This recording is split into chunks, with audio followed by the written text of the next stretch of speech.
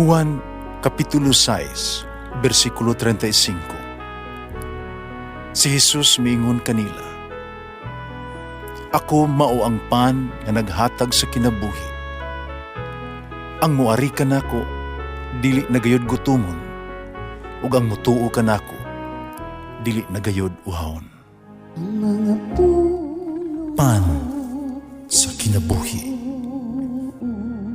maglikon unta sa mong pagtuo o gagaka kami sa pagtuman sa imong mahal nga kasuguan.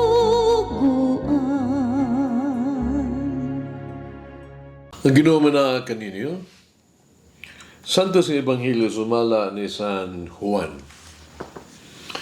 Si Jesus miingon siya mga tinunan, "Ako ang matuod nga punuan sa paras. Ang ako ang amahan, mo'y tig-atiman." Putlo niya ang tanang sanga nga dili mamunga. Pulungan niya ang tanang sanga nga mamunga aron kini maghinlo o mamunga pagyud daghan. Nahinlo na kamo pinaagi sa mga pulong nga akong gisulti kaninyo. Gawas kon magpabilin kamo kanako, dili kamo makabunga. Gawas kon magpabilin kini sa punuan. Ako ang punuan sa paras, ug kamo ang mga sanga. Ang magpabilin kanako, ug ako diha kaniya, mamungag daghan. Kay kung wala ako, wala kamoy mahimo. Ang dili magkabilin kanako, may sama sa usa ka sanga, kay balibag, ug malaya. Pamaniton kini, ug dauban. Kung magabilin kamo kanako, ang ako ang mga pulong magabilin kaninyo.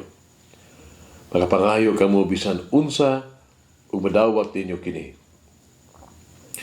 Sa inyong pagpamungag daghan, kapasidunggan ang akong amahan, ug sa ingon niini, kamo mamungang mahimong akong mga tinunan.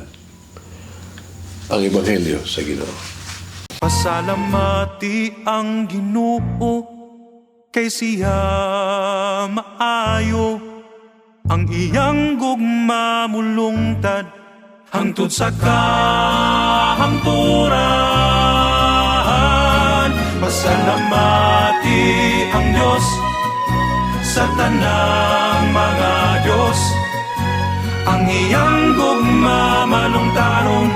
Pasalamati ang Ginoo sa mga Ginoo, ang iyang gugma malungtaron.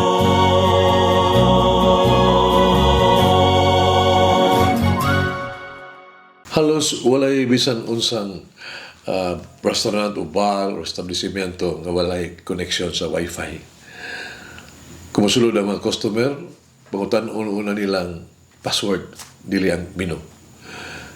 Ang kalabusan bisan unsang proyekto, karong panahon na, may tabo lamang kung dunay usa konektado. Kung dili gani, mabiyaan ka. Ang Ebanghelyo nagsulti sa samang linya sa pagpanghuna-huna. Nahisgot kini bahin sa usa ka koneksyon nga walay password o bayad. Kini nagdugtong kang Hesus pinaagi sa Eucharistia.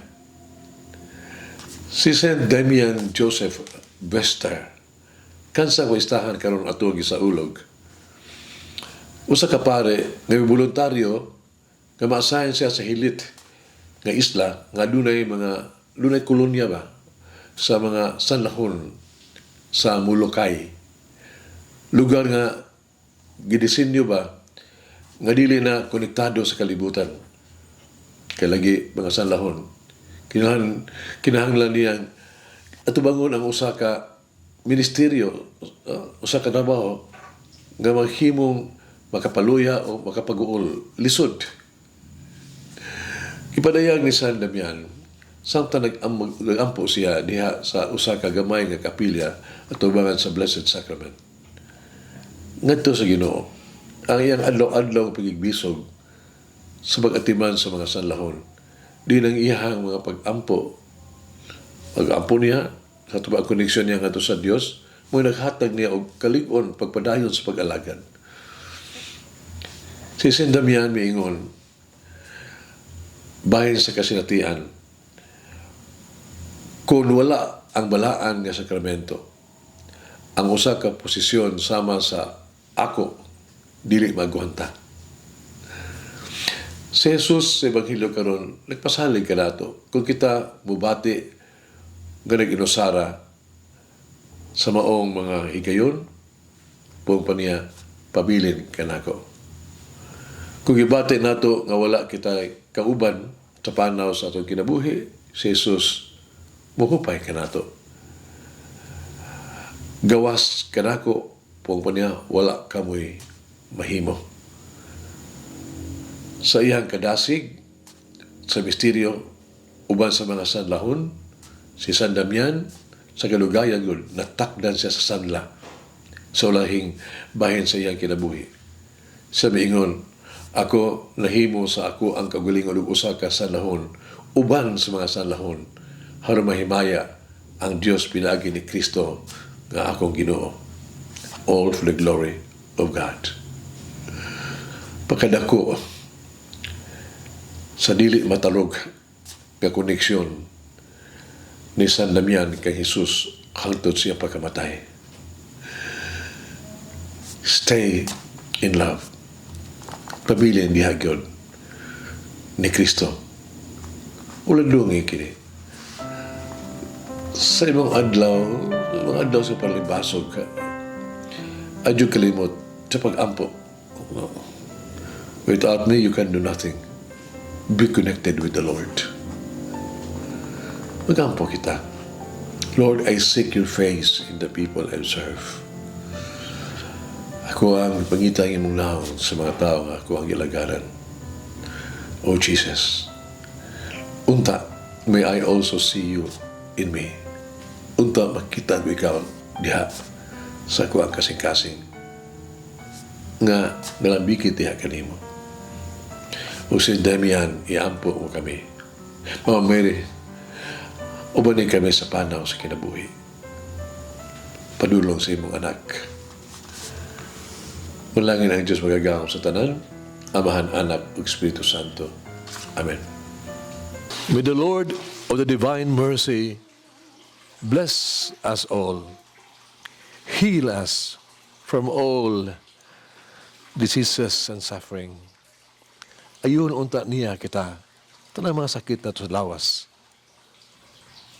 o sa kalag, body and soul. In the name of the Father, the Son, and of the Holy Spirit. Jesus, I trust in you. Amen. Whoever eats the bread of life will never hunger, says the Lord. Kay galaan inyong nabati ang pagpaambit ug hamubong pamalandong sa pulong sa Dios pinaagi sa tulumanon pan sa kinabuhi nga gidumala ni Monsignor Daddy Silva. Hangtod na usab sa sunod higayon, daghang salamat.